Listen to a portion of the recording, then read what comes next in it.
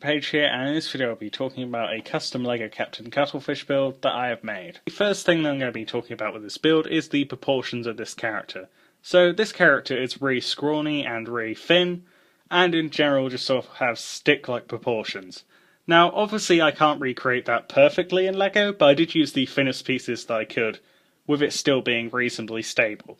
So what I used was some 1x1 pieces, along with some 1x1 curved pieces, and some 1x1 curves for the legs, along with a 1x2 piece, or multiple 1x2 pieces for the body.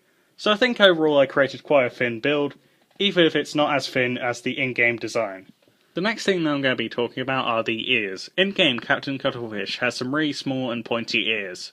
To represent this, I used the cheese slope pieces, which whilst they're a little bit too big, overall they do look like the design seen in the game. One other thing I do want to talk about with this build is the hat. Originally I was going to use this really nicely detailed and well printed Mavic hat, however I couldn't find a way to fit that onto the head with the build style that this is done in.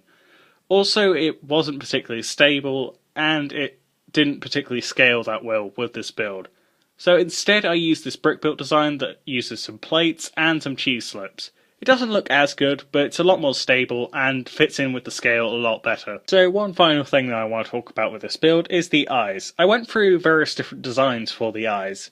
So I used a plain stud, I used a plain tile, I used the Mixel's printed eye, but eventually I just used the hollow stud because it represents the personality and the surprised, startled nature of Captain Cuttlefish really well, and in general it just brings a lot of personality to this build that otherwise wouldn't be there if I'd used one of the other types of pieces. So that's it for this video. If you enjoyed this video, don't forget to like and subscribe.